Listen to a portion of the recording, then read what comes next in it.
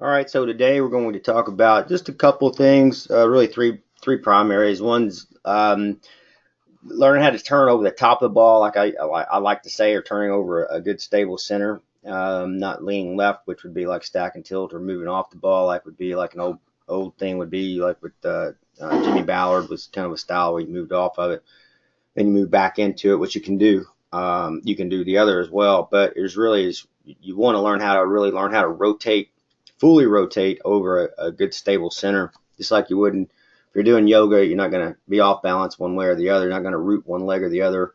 Tai Chi the same way, unless it's a defensive move. But in general, you want to be able to, if you stay over the tops of your feet, um, and just the simple version, if you when I show you the video, what you need to look for, and there's more to it because there's different angles, and we'll try to get into some of that. But if you can stay over the tops of your feet and fully rotate, it puts more pressure, more applied pressure down into. Try to draw this here right in. It puts more ground, and some people will get really into this right now, and it's true. It means it puts more force directly down into the ground, and you don't really want to try to just, you don't really want to try to do all that. In my opinion, I don't. I think that great players are able to put pressure into the ground. When you start trying to put pressure into the ground, a lot of times what I start seeing is people kind of squatting or jumping or whatever. They're trying to jump up and down and squat and jump and all that. It's not basketball. It's golf. There's a lot of difference, and the movements have to be very sequenced. There is some sinking and there's some rising. We'll cover some of that today. And there's a big difference between saying squatting and jumping.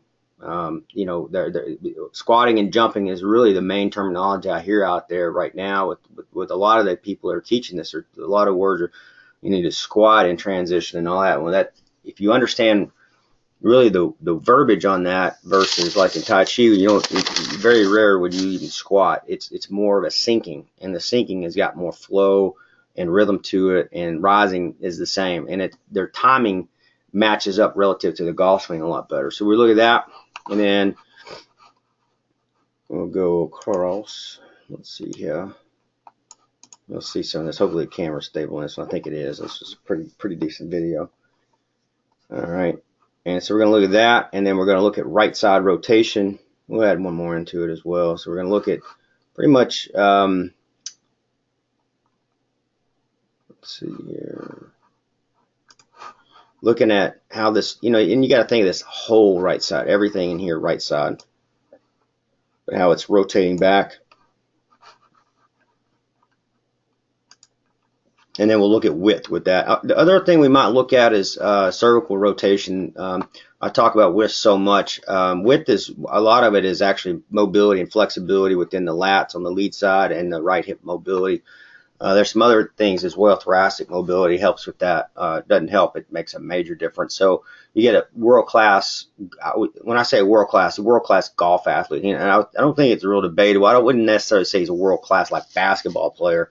He's a very, very, very good athlete. This is Dustin Johnson, but world class for what he does. That's why he doesn't play basketball for a living. He doesn't play football for a living. He plays golf for a living, and there's a reason, because that's what his specialty is, and the way his body is designed and developed, how he's developed it through training. He didn't just get it naturally. He had a lot of it naturally, but he's trained for it as well, which has just really multiplied the process and sped up the process and becoming what I believe is the best ball striker that I've ever seen on a day-to-day basis, with all the clubs. So when you look back, we're going to look at a few things here real quick. Or as he turns back, I'll get some of this stuff off of here once we get going.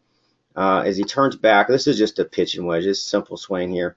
But if you look at I draw a line. Let me just get this junk off here now so we can come back to it. I draw a line right on the ear. And if you have a stable camera on a tripod, this one obviously is.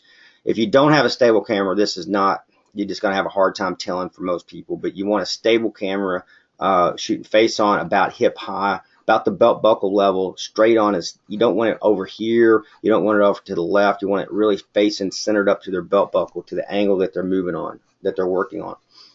And so if he was aiming left, you have to change the angle. If you aim right, it's better to aim square, down the target line so you can see it.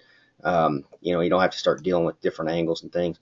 But what I like to do here, we'll talk about, I've got a line from the left ear. I use that as a reference because when you start to put it on the head or the golf ball up or whatever, you'll see that there's cervical rotation. And that means that the neck is turning and rotating. It's a rotational joint. So if you look as it goes back, even though he turns, the neck starts to open up the neck, which is, in my opinion, a good thing.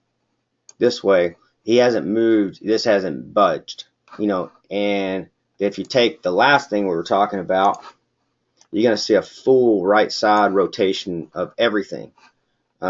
Shoulder, hip, knee, hip, all the way up. I mean, whatever you want to call it. I mean, anything, all right side is rotating. And he hasn't lost any discipline here at this point. So he's maintained his ear right on top of the line. You can see in transition, if I clear some of this junk off here, you'll see that he's synced himself down just a little bit. That'll increase as we're starting to move. You'll see it increase. All right. Now he's opening his head back up the other way. So that's just not his head, it's his neck. I mean, it's a cervical rotation, what you call that. That's eye dominance when you see it changing. When you see a player that's looking down the fairway, that has to do with eye dominance, where you pick it up with your right eye or your left eye. And it doesn't matter. It's not even, I mean, you're going to pick it up however you pick it up. But it's odd. It's kind of odd to see somebody that picks it up on this side on the backswing. It's a little odd. There's so much cervical rotation there, and then there's cervical rotation back. It's interesting. And I think it gives him actually a lot of leverage. But you can see when people say that you need to keep, stay the same height in the golf swing, there's not a player on the tour that stays the same height. So when I say that, if you start at address and you establish that and you have a stable camera, there's not a player in the world that stays the same height. And where that can be misleading is because everybody used to say, "Oh, Tiger's dropping his head." You don't drop your head. Your head can't drop. It can't extend. What it can do is it can go lower, or it can get lower or higher relative to your knee flex, whether to your spine, through sinking and rising or jumping and squatting, whatever you want to call it, doesn't really matter. But it can change levels through that because of the way you change your body style in extending back and forward can change that height as well. So flexion extension can change that as well. So if you look though, every player, and that's where I talk about in the float, like you can start to see it's starting to float. He's in the float zone right there at first stage. And then you can really see his head's dropped quite a bit, and it drops more with the longer club. So they all do that. Now, one of the things about when you use the left ear here, when somebody has this move that he has, which is interesting, where he turns his head this way, he hasn't lost anything. If his head was turned back the exact same way, his ear would literally be right on that line. But so that's a tricky one. You have to pick that up on your own. You don't want to shift. I can guarantee he hasn't shifted his head forward. That's not what he's done. He hasn't shifted his upper body forward and leaned to the target. That's not what he's done. He's just changed the angle and the axis of his rotation and picked up the ball in the other eye. And so he picked it up on the left eye on the backswing. Now he's picked it up on the right eye on the forward swing. So it looks different. That part is a little bit tricky. You can see it looking down the fairway. Most people don't realize that he does that much. And he's looking, there's nothing he's looking at the ball down here. His eyes, you can tell, his center is pretty simple. It's out there. And there you see, there's a lot of great ball strikers that do that. They don't all do it. You look at Tiger Woods, that ain't what's on it. That's not what it's going to look like. You look at Henrik Stenson, Annika Sorenstam, David Duval, looks just like that. It's the way they pick up the ball, and that's how they get their rotation to move, and their eyes and their body are on the same page. So it kind of goes back to hand-eye, which I try to talk about a lot, and so forth. But if you look, it would be still, if you go right to the ear, that line is still on the ear. And so he hasn't really moved at all. He's really right back to where he was. He's there, and he's there. That's right on his ear. And then as things move forward, there you go. Okay. So these are two lines that probably the most common drill when I was coaching out on the PGA Tour. I would say the one thing that you can get almost all instructors to agree upon. There's very few things really, because they have their own style. They see things their own way, and they're usually really good at what they do, or they wouldn't be out there. They know what they want and what they want to see. But one thing you don't really see a lot of debate on is, like, you don't see that back in the 80s, there used to be this thing with Jimmy Bauer where he's getting people to move off the ball 6 inches to the right or whatever it was, 6 to 10 inches, and then 6 to 10 inches back forward. with just basically swaying with the upper body and then swaying back. And when you do that, when you sway off the ball and you push, let's just draw it up so you can see it. If I was to push the upper body away and sway this way, right, and move the head off this line, I'm going to lose, and the ones that have been on here for a long time, I'm going to lose that root. So that's a root. That's an R right there. So I'm going to lose that root in that front leg. And that, you go, well, what's that? That's just the pressure in the ground. So you can call it whatever you want. But you're going to lose the pressure in the ground on that lead side. That, to me, that's your most important side. So that's why like stack and tilt kind of made like what they do, where it gets that, where they're opposite of that is they get you to move, really get you to lean forward and tilt down this way. And then they build this really heavy left leg right here. But you don't have a good right leg of root. There's not enough pressure here. You don't have a root on this right leg. And that's why I think that they're both flawed. I don't think that that's, I think you can. I'll never say you can't. And if you've been with me on here for a few years and you understand what I've said, I haven't changed anything with when it comes to really anything what we do. I don't think we have to. You just got to know if you want to move right to left, then you got to find, if you lose the root in the left leg, you got to find the root in the left leg. If you lose the root in the right leg, you got to find it. So whatever style of player you are, you have to find both those roots somewhere in transition or in the middle of the downswing. And it's just easier if you look at what he's doing. He never loses the root ever. So he's pressuring down. Both feet are torqued into the ground. It's not just vertical here. I'm just using that so you can see the pressure. Pressure being here. But the pressure is kind of like a curve, all right? And it's kind of an inward angle on this, so it's a little bit different. And if you study the public videos I have about rooting and ground reaction forces, you'll see where I talk about that. The angles are not the same, all right? And they change about every frame. It changes. So as soon as he comes out of here, that's why when you do these pressure boards, it's really hard because they're not really that accurate. They're somewhat accurate, but it's just like you're missing. The feet are just telling the story. A great player already knows it. They don't have to be. You don't teach people how to put pressure into the ground. You teach them how to get their mechanics right with their upper and lower body, and the pressure gets into the ground the right way and the right frame rate. So it's a lot about how you coach the mechanics of how the upper and lower body works. So when he does this, now the rooting has changed. He's still rooted between both feet. He's rooted pressure down, but the angles and the rotation of that root is changing, and it'll change every single frame. All right, and that's important to know because that's you move your head. If you look on video, and I'll just make it simple, just the old redneck. You move your head that way, you're going to lose the root on your. What's going to happen is you're going to, if you move too much that way, you might lose both. But you're definitely going to if you move a little bit that way, you kind of pressure this leg a little bit, but you have no pressure on your lead leg. You have no rooting, no pressure on the ground, so it makes you unstable.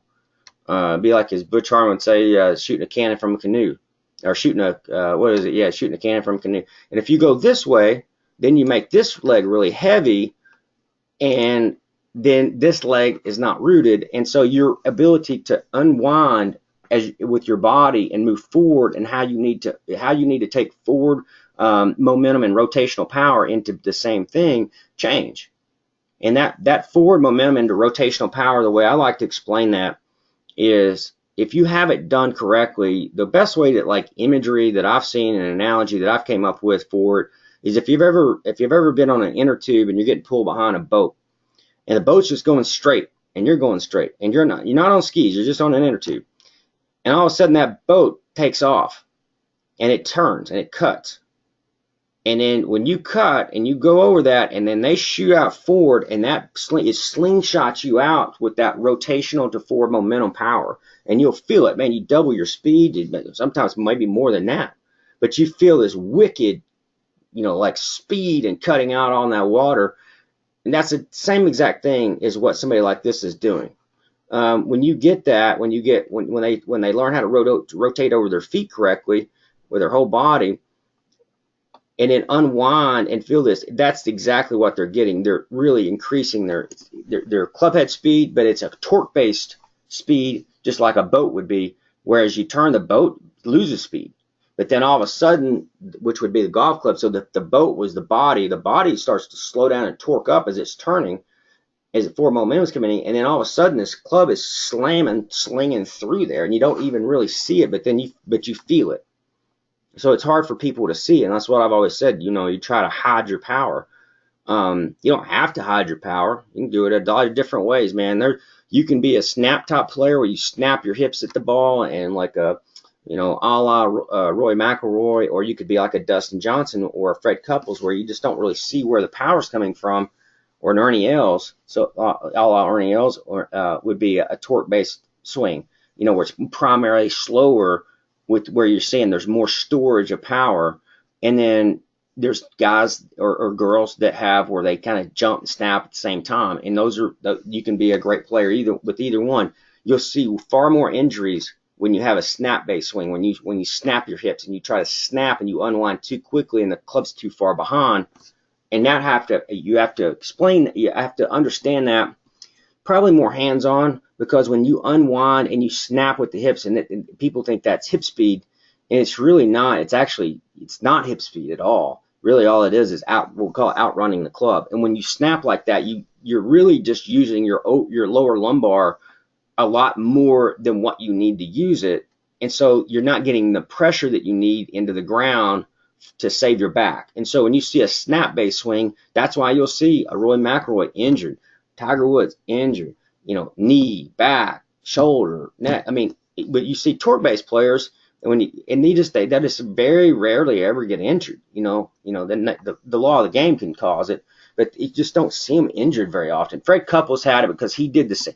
He had a weird deal because he used his upper body, he used his lower body very, very, very poorly, and that's what everybody talked about, how well he could clear his hips. There's no such thing as clearing your hips. You're clearing your lumbar. You're opening your lumbar. And when you open your lumbar, then you disengage from your core muscles, all right, your spinal erector muscles, and the muscles that transverse abdominis. Those muscles will disengage to a certain extent. And when they disengage, guess what they can't do? They can't do what they're designed to do, which is protect your back. So when you see somebody snaps, when I said Fred Couples, that really wasn't a good one, but a lot of people can relate, because what he does, he opens the hips. It's a really unique move, too quick, and he outruns it. And then he kind of just does the elephant trunk. If you've seen that video where I talk about how it's like an elephant trunk with his upper body and his arms, and that's phenomenal because he can slow those down and he gets this real heavy release. But if you look at like people like, say, Els and Johnson and some of the other ones that have these very, very much torque-based swings, they just don't get injured very often. They can, but they just don't. And that's because they're not putting one body part in front of another. They're sequencing up their golf swing in an order where they're just being patient. And it certainly doesn't have to do it. And the speed output is much harder to see, but the heaviness of the strike, the speed still really, you take somebody that's got a great torque-based swing, they're going to, like Dustin Johnson's the longest hitter on the tour, essentially. And if you go watch him practice, play, whatever, you won't see the speed. You won't see it. You'll see the torque. You'll feel like, man, he can wind up and he can unwind, and he retains a lot of this. He contains and maintains a lot of energy of the body and the club, but you just don't see the speed. But then the ball comes off, and it's just like, oh my gosh.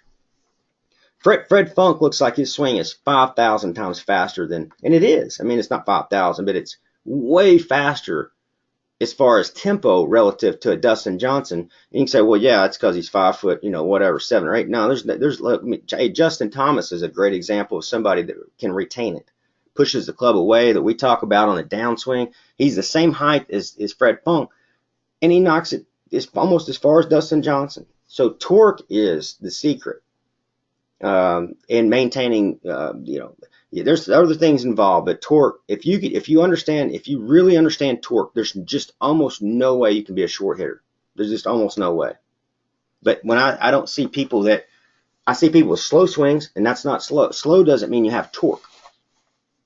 And there's people that have fast swings that don't have torque either. There's people that have fast swings that have a lot of torque. There's people that have fast swings or slow swings that have a lot of torque. Or they might go from torque-based to kind of a snap. They go real slow going back, and then they snap coming through.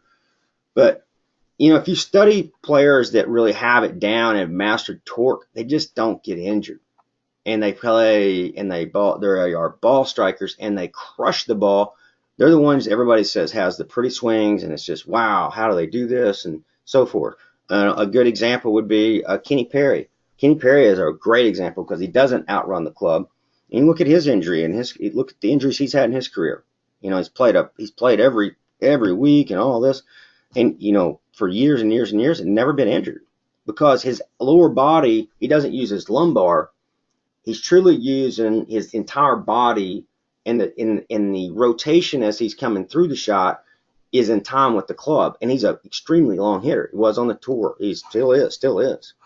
So it's not quite that easy just to go, okay, well, you can just go, you know, snap the hips or club head speed. Club head speed is, you know, it is relevant. I mean, no question, you got to have a certain amount of science. I mean, you know, engineering shows that you have, physics shows that you have to have a certain amount. But your focus should not be on club head speed, because usually that means that you're using this portion of the club. They're trying to put club head speed, and that club head, you're not even, all the energy's up in here and up in the body. And that club is like a slingshot. It's like I was talking about when you want a torque-based swing, when you want to go in and if you've ever been on like or an inner tube, you can feel that power when you unwind. As the boat starts slowing down, decelerating, and it's turning, it slings you out into a linear and a rotational movement, and it just slingshots you out. And it's just like, oh my gosh. But the actual boat is slowing down. So, and that may be a little bit over some of the people's heads here, and there's probably a lot that it's not. If you studied my videos and you listen to what I talk about deceleration patterns and acceleration patterns and how they really work and the functions of them. So it's not the same as break and snap, because that creates kind of a snap thing, and the break and snap philosophy in biomechanics, it's real, and there's no question. If you go out and you go drive and you're going 50 miles an hour in your car and you slam on the brakes, your head's going to go forward. That's called a break and snap theory. There's a lot of truth in that, but what we try to get into that is that happens through a torque-based swing, and you just don't see the snapping movements. You see silky movements, and they're heavy and they're powerful and they're very effortless. And they put very, very, very, if you do it right, very little strain on the body, and it's pretty hard to get injured. It really is. And that's a big part of the game today, is staying healthy. So being able to play. So we'll look at this again. We're going to put this up. All right. And right here. I'm not going to get into much to sinking and rising today, but you'll see every player on the tour sinks down below that line. So, and that's a wedge, and it'll be more. You can see how much he's even increased that. All right. So you can see he's turned on top of that axis. The only reason why the ear's in front here is because he's changed the axis of the rotation of his neck. It's right back. You can see his ear right there. It's right back to where he was. Got forward lean, passing the club the right way, sustaining the club. You know, we talk about inside the league forearm, once you get the sustain zone, it's not a block. And a lot of people think he tries to block the club. He doesn't block anything.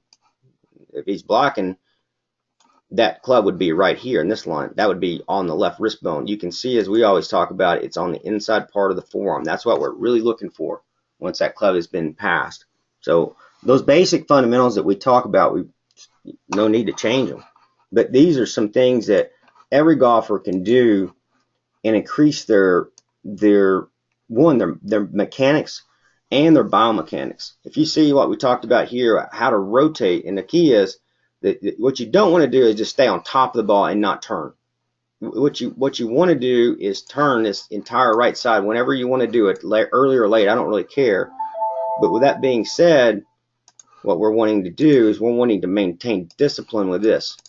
And that's where I see, when I see somebody turn correctly, like when they start to open up the right side, usually their head moves way off to the right because their upper body kind of sways back. Sometimes they lean forward. You don't really know, and that's where video can help you, and you can start to say, you know, okay, I'm too hard on my left side, or I'm too much on my right side when I'm in transition and coming out of transition.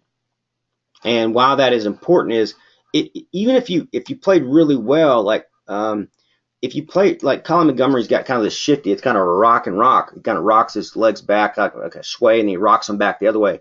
The reason why he does that, that's all that is it's the right move for the right. He created a move, and he's got to create the counter to that. Every move has to have a counter. So if you move off the ball, you better know that you better lean back forward, get centered, and rotate and catch it. If that's the way you want to play. If you want to lean, stack, and tilt, well, you're gonna have to lean back, go backwards with your spine, tilt it vertical, and start to unwind and rotate, and then catch it solid. And that's why I think it's tough. But look, you just got to know if that's what you do, and you can't change it. If there's just to say, look, you worked on it, you've been working on it, you can't change it. Well, then you have to figure out the counter move. And that means that if your head at this position is right here, if you took the same line and you're there, then that means you have to make up that distance. All right, that's all it means. Your counter move is to get your body back to there and this is where people start to understand a little bit more, as it's unwinding. As this is all unwinding, you're trying to deliver the club. That's what makes it difficult. Doesn't mean you can't do it. There's a lot of players that have done it over the years. But the most popular drill, going back to that, I'm sorry, the most popular drill is where coaches will hold a shaft up to a lot of times they put it on the cap, which is okay, but that doesn't let them, when they put it on the cap, the problem is that it doesn't allow for cervical rotation, and cervical rotation doesn't mean anything. You can still be rotating over center axis, but you can have cervical rotation on both sides, like you saw with Dustin. And so I like to put it on the back of the ear here. So when I'm standing over this side, like a coach is standing here, I'll put it right here so that it gives them, if they want to keep it, they want some cervical rotation, which I like, or if they don't, either one's the same. But if I put it right on the top of their cap and I lock them up, he can't rotate the cervical. Now I've changed his style of swing, and that means that's not good, because that's his cervical rotation definitely allows him to get more freedom in the thoracic part of the spine and more pressure into his feet, and that means more power and more accuracy. So with that being said, I hope that covers everything I wanted to cover today. If there's any questions, obviously we're going to open that up right now.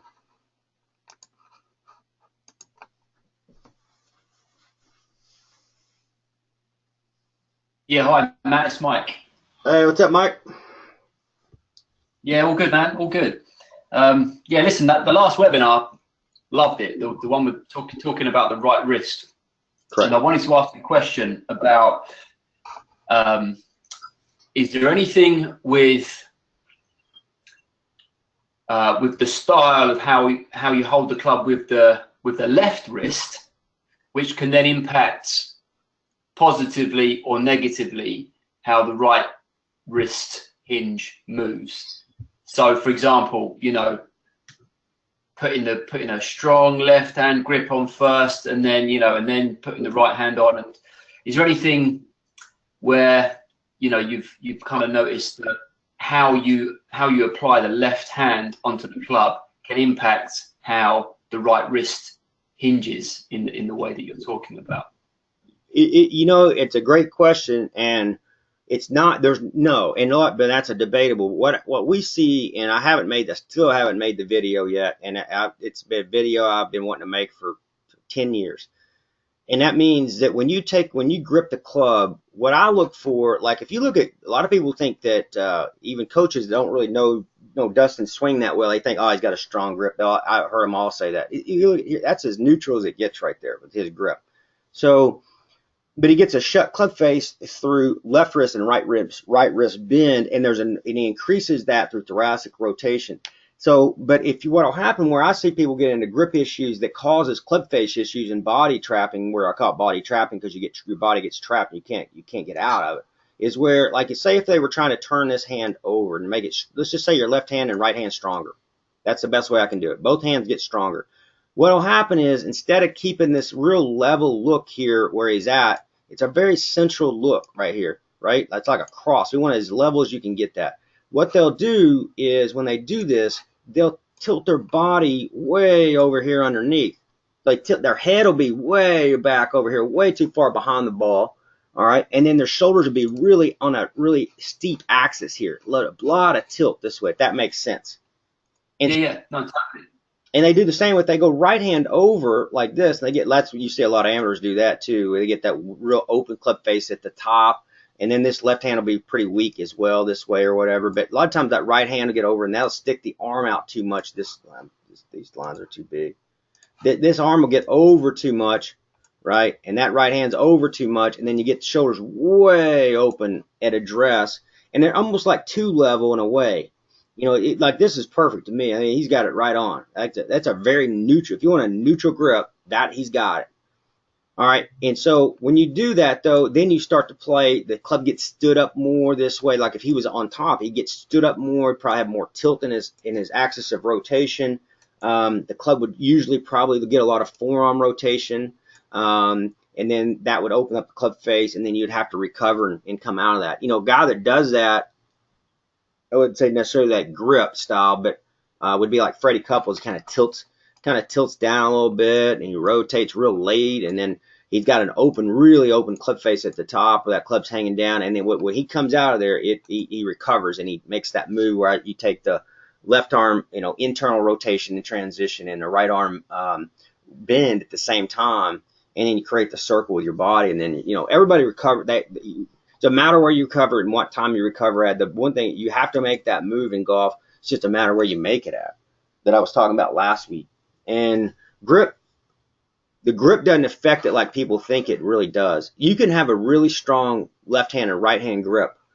I'd much rather see that than on the other side where it's a real weak and everything's on top too much, because it seems like you can't get the club against enough brace with that. You want to get that club ribbed up against that heel pad, and when you get so far over, a lot of people miss that heel pad and they lose some leverage. So I like to see it turn, but when they turn their hands over, their grip up, if you just tell, if I went to the driving range today, and I should just do a video and show people this, you would have, if I told 100 people how to strengthen their grip, make your left hand stronger, your right hand stronger, it wouldn't change a whole lot. What they do, though, I want to try to do this, what they do is they tilt their whole body. They change their body angles. Like they get real steep, and you don't have to do that. If you ever put your hands on the club, you can make your grip as strong as you want to make it, and you can control this balance of the shoulders and keep it really central and more like a cross, like I talk about, left and right, pretty equal, up and down, equal.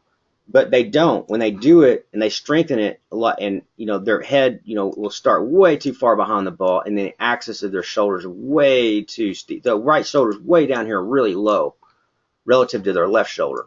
And then so it changes, you see what I'm saying? And it changes the axis of rotation, changes the club face position, it changes what style of swing you have.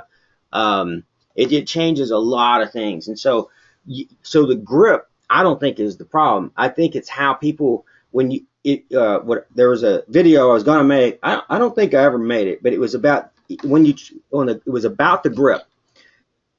And it was about that if somebody says you turn your left hand over and your right hand over, whatever, which way you want to go, I don't care. Make sure that you're not turning anything else over. I don't care if it's not anything. Don't tilt your shoulders to make your grip stronger. Don't tilt it. If you're trying to get your right hand more on top, don't move your shoulder and pull your left shoulder back and your right shoulder forward if you're right-handed. Don't make all these moves, these moves. You want to make only make the one move by itself. Make the grip move, and don't give up your posture. You could say it a million different ways, but man, I'm telling you, I've done this a long. I tell somebody to make a grip change, and what they do is they even if they do it correct, they'll move their body parts over on top of it or behind it, and they don't have to do that. You want to keep your body centered, and you can rotate your forearms, and keep that club really strong, but not change your shoulder position from being level and square. But it's not. If you tell somebody to strengthen it, man, they start tilting way back behind the ball, get this right shoulder really low, and they get a real steep angle, and then vice versa is the other way. And you're going to hear more coaches, and I, myself included, want a little more stronger grip for amateurs, so they don't hit that, big slice and all that stuff, and they can start to get a little bit more power through the grip and the heel pad, and more into also in the right palm, that right lifeline for pressure, which is part of pressure in the shaft. So I hope that answers your question, but yeah, no, definitely. Okay, I've got another one for you. yeah. But it depends. Once you have there's a lot of gray areas with grips on the tours. There's so many different ones, and they still do a lot of the same things, and you'll see different club face positions and different shaft positions and things like that. And but they have pressure, and that's the main thing. If you have pressure, if you got pressure and energy in the shaft, that to me is the key, and then understand what you need to do with it. Okay, great. So do you want my next question? Yep. Yeah, it's just really, again, it's on this right wrist. I think I've been experimenting with that since last week, just putting a bit of awareness there, because even watching your videos before, I don't think I really valued it as much as I value it now. So my next question is there like 2 or 3 things which when you're teaching people that, you know, that idea, are there a couple of things where you see people make it difficult for themselves when they take the club away? And have you noticed there's a difference between people who find it really easy to do that with you know, some of the, let's say, just some of the fundamentals, like you've talked today, you know, staying rooted, turning the right side. I suppose that's my question really. If there were 2 things which you see people do which make it really difficult for them to maintain, you know, to hinge the wrist, and then a couple of things that you spot in people, maybe like Wes, who just, you know, every single time they're doing it. Yeah. Is that yeah. I've got Miguel up here, Jimenez. Most people know him because he's a character, but he's a freaking ball striker. So he's got a unique swing, and what I like, he's got a different one that most people would want to teach or whatever. He doesn't care. Well, players don't care. They just know how to hit the ball. But he's got a different style. And if you look, he's got a flatter shoulder plane than most players will have. It's not going to be completely level, but he uses a kind of a whole different side of his muscles to get where he wants. And then he changes and redirects and makes a counter move.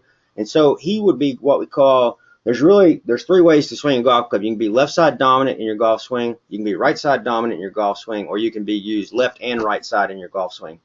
And so you've got those 3 options. You can be left side dominant only if you're a right side player, lead side dominant, and be a master. And then you can be like a left side on the backswing, right side downswing. He kind of does that. There's players that do both the entire swing. There's just really that, and I haven't got into all that. I haven't gone there yet, but that's something I've been working on. And it's true, you can activate different muscles to get what you want. Well, for him, what I like about him is you'll see kind of like most people, and like I was saying yesterday or the last webinar a couple of days ago, it goes flat and it kind of gets a little steep right there. But if you look, it's a lot flatter shoulder plane here. He's rooted way back into the heels. It's not your typical angle where you're going to see a player typically have the left shoulder down more in this range, where if you took the shoulder right here, just the same as shirt right in here, is be down lower. That'd be normal. What I like about this, though, as you watch, is the recovery. You're going to have to recover somewhere, all right? And then when he gets here, then you start seeing steeping that shoulder down and getting really low. And now he's gone back onto this axis that I talk about. That's recovering. And so he goes from like a left side kind of a twisting move, which is actually, I see a lot of this with players, but I see so many, it's hard to say like everybody does this because they don't. As soon as I say that, I'll see somebody that goes steep with the shoulder plane. Then you got to create another, you got to go, whatever you do that's off neutral, you got to come back to it at some point. So he kind of goes off here, and he goes and attacks right here, and so forth. And if you look right here, what you're asking about, because his shoulder plane is so flat, now this affects the arm rotation, so he has what we would call a lot more like arm rotation. So he's got his forearm's more here. When you see the left forearm rotate that much, you'll see a flatter plane in general, unless he stood the right wrist up, which he's about to do in a minute. But in general, you'll start seeing kind of a lot flatter kind of shaft and a shoulder plane as well. They usually go together pretty much right on. If they don't, if it's like the shoulders down, you'll usually see a lot steeper right wrist angle, like we're talking about vertical wrist cock versus like he's got a tremendous amount of side bend here. He's got a ton of side bend, but he's also got a lot of left arm roll. And when you do that, that's what I see that move a lot. And the club usually gets inside, it gets behind the body too much and things like that. But he knows how to recover because he's a player. And that's the thing, is learning counter moves, and we probably need to be doing more videos about that, how to counter out of any move wherever you're at. You have to have a counter move. And so if you see here, here's what you'll see the other day, what I was talking about. He's going to have, because he's got his arms behind him, and most people do this, they'll bring their hands this way. And that scares people because they think that he's going to be over the top. And I can assure you he is not over the top. But if you watch, his first move is going to be that direction. See, he circles him back that way, but because he's bent, let me create a smaller line.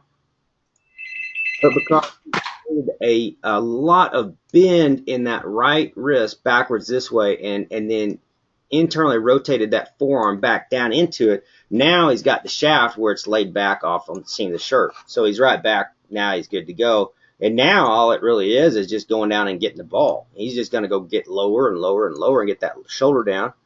And you can see it's from the, I think that describes it. He's hitting it from the inside right there, right where you want to hit it.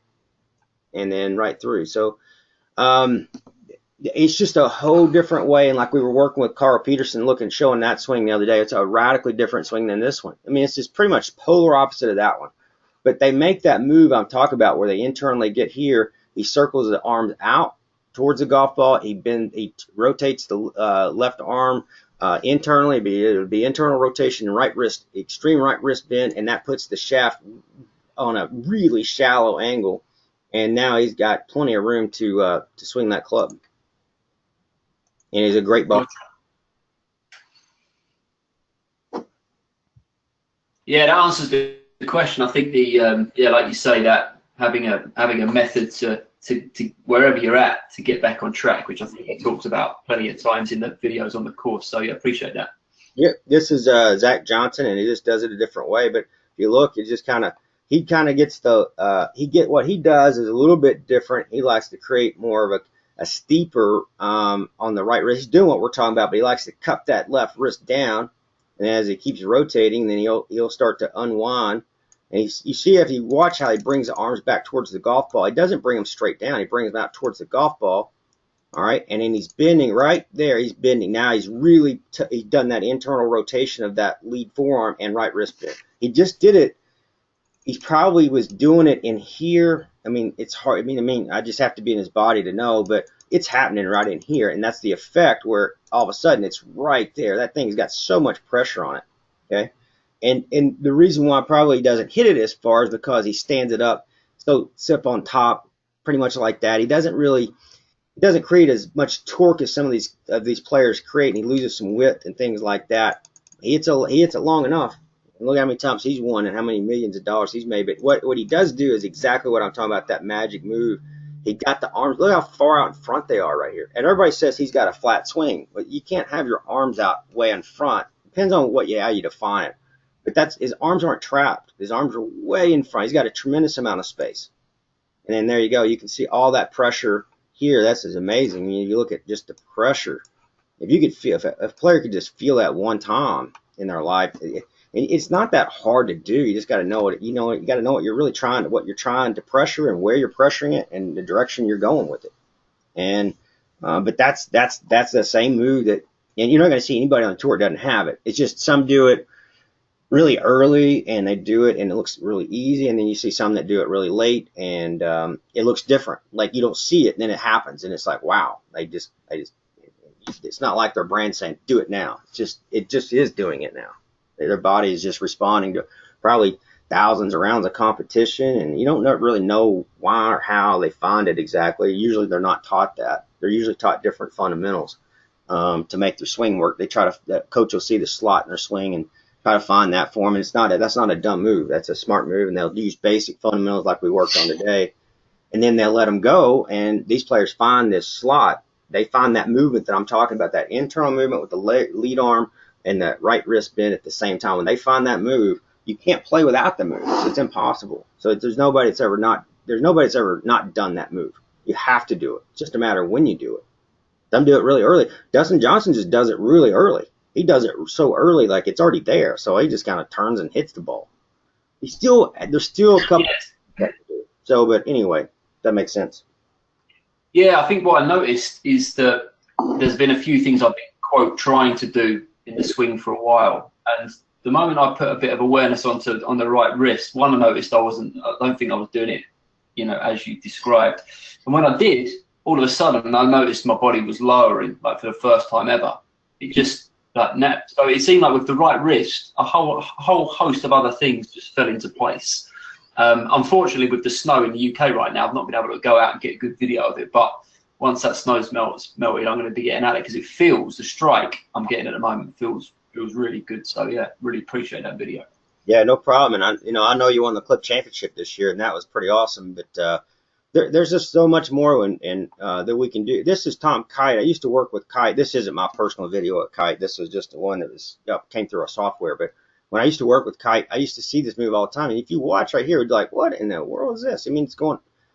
But didn't really. I knew more really at that point more about the body.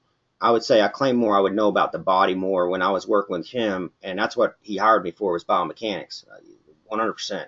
But I would make this move that you can see it. He kind of leans into the ball, it's steep, and then all of a sudden he'll start bending, and then the shaft's right behind, just like a Dustin Johnson. So the hands went forward, this way. His hands went out like we always talk about. But then if you look, he's internally rotated that and bent that right wrist back, and now he's got this beautiful angle to strike, and he's got a lot of space. And so it's really not that complex. If you slow it down, you'll see how well it works through the ball. Yeah. And he just does it. He does it probably more normal, like is happening in the downswing. Like there's movement changing. Would they make that left forearm and right wrist bend, depending if you're right-handed? It's not now. It's doing it. He started to do some of it, and if I play it again, now he's really doing it. And now he's got the club where it's gimme. Just like hitting a chip shot for him. So. And when you get that move, most of the time you'll see it. I try to teach it. You can't just teach it before, like the float. Float gets you pretty close to it. Then you still have to make a counter move. Every backswing, there's no backswing that doesn't have a counter move. So if anybody says you have to have a backswing, if you have the perfect backswing, you still have to have. There's no such thing. You have to have counter now your counter might not be near as much with your body or club, because it's still your body and your club. It's your upper body, lower body, and you're dealing with the golf club itself. When you get to whatever somebody would call perfect, if it was just whatever right on that number, you still have to counter out of that. There's still changes within the left lead arm internal rotation and the right wrist bend. So, and have a hand circle. So actually it would be external with the left arm, but it doesn't matter. Whatever you want to call it, doesn't really matter. But there's a movement where your left arm, your hands will push away and out towards the golf ball, and the left arm is tipping down. All right. Yeah, that would be internal, and then the right wrist is bending back at the same time. And when you do that, then you can do it at different amounts. You have to do it to the amount that you need. And that does get into a little bit of grip to answer your question, Mike. But it's really not. Usually, it always just makes sense. If you start to make the move the right way, you will give it the amount that you need. But you still. Yeah, that's my experience so far. So I'm kind of looking forward to playing with that through the winter for sure. Yep. So. Ooh. Yeah, appreciate that. That's sort of answered things and cleared things up, and made it a bit more clear. So yeah, thanks again. Awesome. Yeah, anybody else got any questions?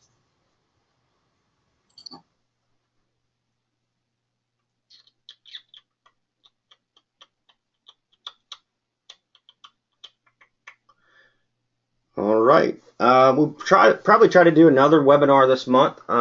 We may even pull one off this week. This depends on my schedule. But if not this week, we'll try to hit one up before Christmas, and that'd be 3 for this month. And like I said, doing the same thing and hearing the same things over and over and over. Not every webinar is always the same, but I think there's a lot of people on here would understand real quick that I don't go really far off on what I really understand, and as far as not really understand what I believe, because I don't think you do. I don't think you have to have Golf Digest where you have a different article every single month, for whatever. If you know what you're doing, you just know what you're doing, and you just do it, and you explain it, and people either register or they don't. That's on them at that point. But we don't really change and veer off and do all these crazy things. I always talk about options. And you've got options. If you want to move right off the ball, that's fine. You're going to have to move left back into the ball, and you're going to have to counter that. If you want to move left into the ball, if you want to be stack and tilt, good. You're going to have to move right on the downswing. Doesn't make sense, but it's like if you do that and you play better doing it, well, then you better know the counter. There's a counter to everything. If you swing your club really flat and behind you with your arms, you get your hand, what we call the pan position way behind, then you have to have the hands way back in front. And if you stand the shaft way up vertical, then you're going to have to create more right wrist bend to come down. Whatever you do, there's a counter, and it will get you back to, you got to find what the slot, and that's just, you call it whatever, it's just a label, but it's just you're finding your own slot for your swing. And every player has done that. There's nobody that doesn't have a counter move, and there's nobody, they probably weren't even really taught the counter move. There's possibilities where they were taught it and they hit it and they found it through coaches, and we've had it happen as well. But a lot of that's really just the player themselves. You have to understand, they don't even a lot of times understand their swing, they just do it. And that's what makes it even more powerful, is when they don't really even know what they're doing, but they're doing the counter that they need, so they're not thinking about it.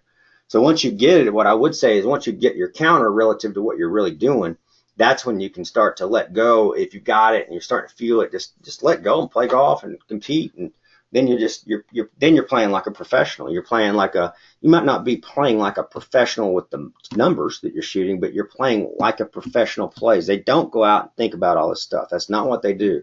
That's why they have coaches, and that's why they're players, but they find things that they're doing. They find these things that work, that are unique relative to what they do and how they swing and how they play. And every person really is different out there, which is a good thing. So it's never be a robot out there playing. Never be one style of swing. I can assure you that.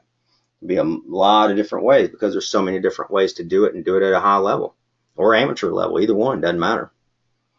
But with that being said, I'm going to wrap it up, and I hope everybody has a great week. And if the odds are it will be next week, and we'll throw out another webinar, and we'll change it up a little bit, try to get in a little bit more kettlebells. That'll probably help everybody coming into Christmas, so and all the Christmas dinners and everything. So, but I hope everybody has a great week, and look forward to seeing and talking to everybody soon. If you have questions, just email me. Thank you.